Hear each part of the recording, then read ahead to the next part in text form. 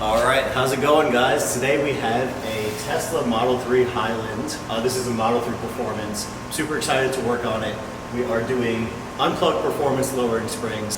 Here's the box here. Somebody reached out to me from my previous video where I installed the tine on my car, and they reached out to me wanting to have the lowering springs installed. So again, I do installs, 400 for full suspension. If I have to change the front springs, which with the Tine Enduro Pro Plus, that's another $50, so $450. Or if you want to do a lift kit, same thing, 300 bucks. And for full install, 400 bucks, 450 with front springs. So let's go ahead, get started. This person has modified their car a ton. They have a side skirt, some custom wheels, rear diffuser, and so on and so forth. So let's get started.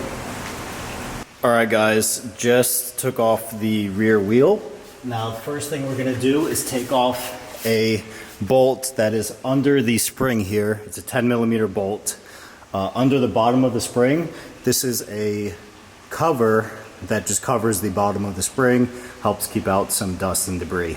So I'm gonna go ahead and do that now and show you that cover once it's off. Okay, this is the bottom of the cover here. With this bolt that attaches there towards the back of the rear spring. So this is again behind the rotor.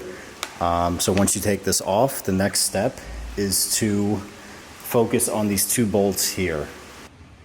Okay, next we're going to take off these two bolts. One is holding in the shock and one is attached to the lower control arm. This will just allow us to push down on this plate here and to take out the spring. And then there's a nut on the other side here. You can see the two nuts. So actually we'll hold in the nuts with the wrench, and then we'll use the impact on the other side to loosen them up. Okay, so we got these two bolts out. Next thing you do is really just push this down, and you can see the spring is already coming out here. So just gonna push this down, pull the spring out, and we'll put the stock rubber boot from the bottom and the top onto the new spring. Okay, basically just transferring the boot now. Just have to match the spring onto the rubber boot.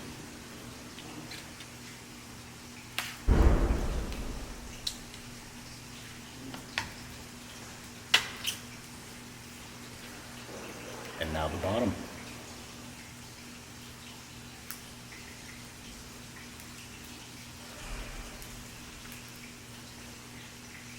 Okay, we have the boots. Okay, we have the boots on this spring now, and we're just gonna go ahead and put the spring back in. Okay, just got the spring in. Once I did that, I jacked up the bottom of the spring holder here.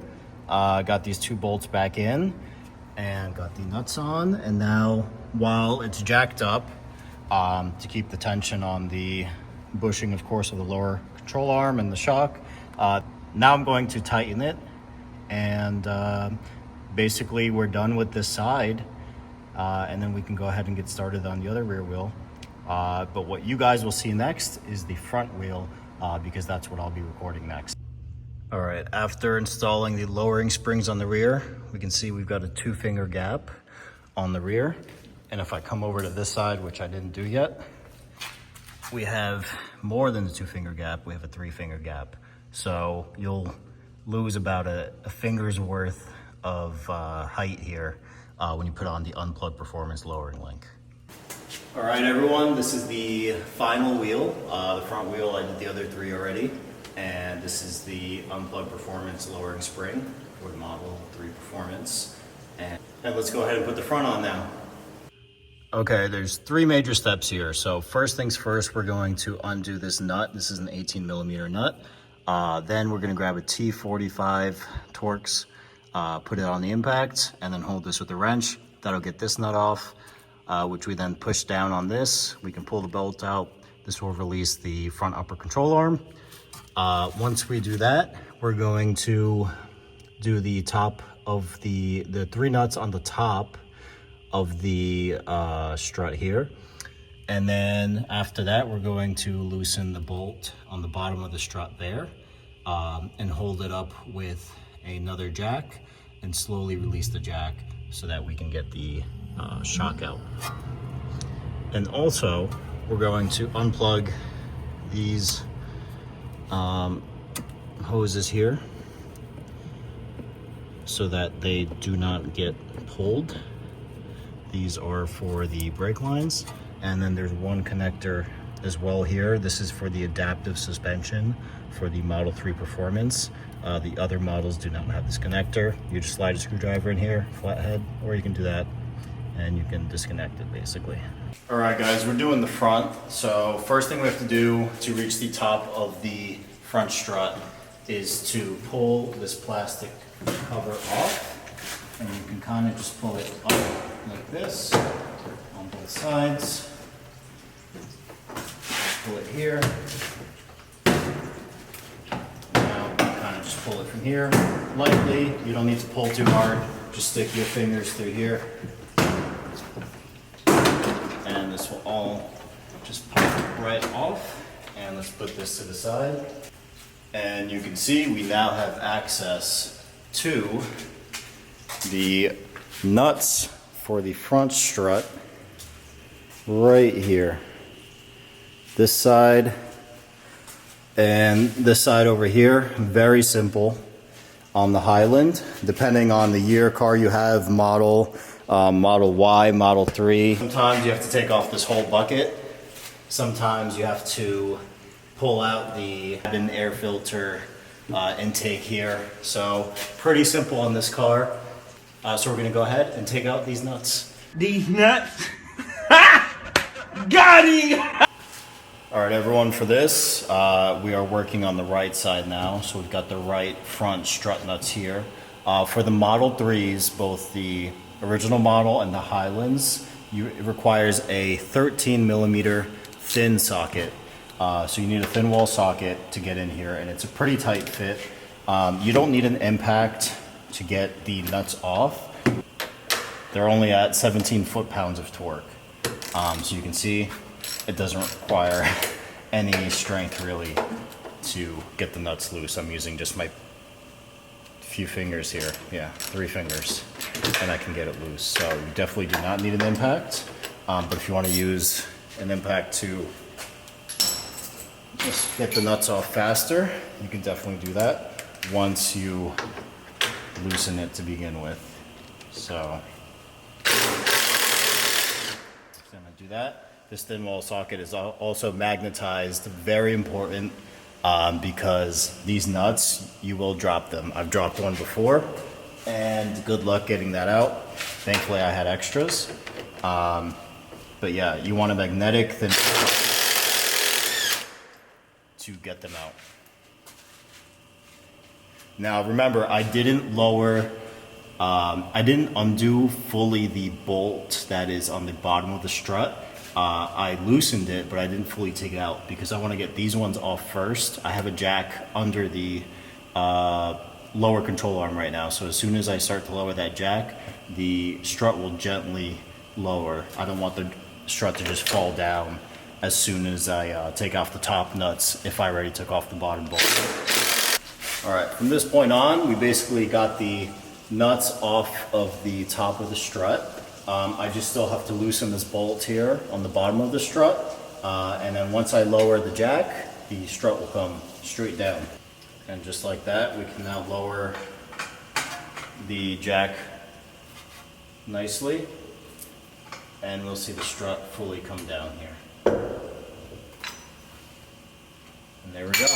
We can move this out of the way, as well as push up on the front upper control arm at the same time. And while being careful not to also hit this line, we will bring it out. Okay. Okay.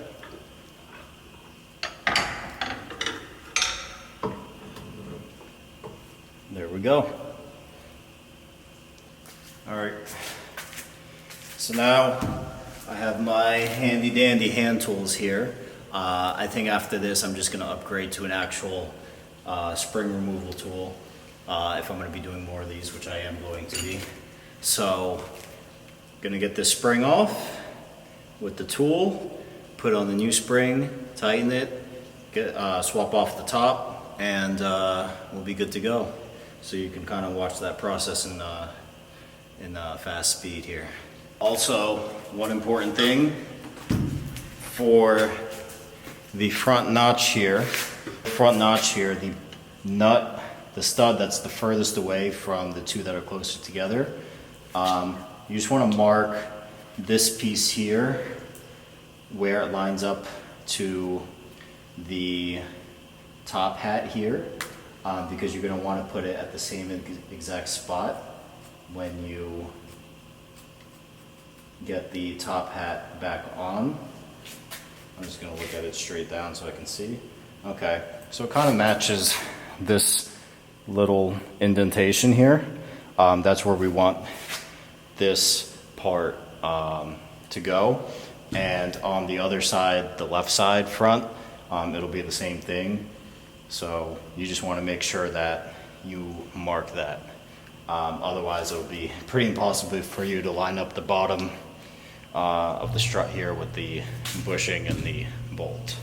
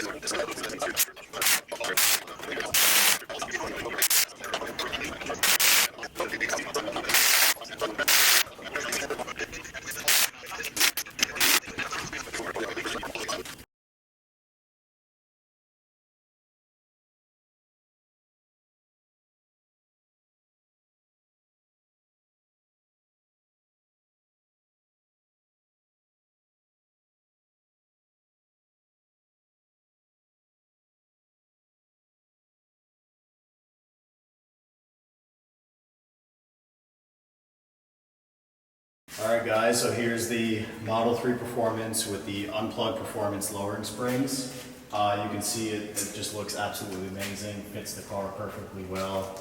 We went from a 3-finger gap here to actually barely a 2-finger gap. It's starting to sell a little bit now. So it looks great, and I hope you guys enjoyed watching. Again, if you guys would like me to install your suspension lowering springs, you can reach out to me. I have my email in the description, or you can leave a comment. Thanks for watching.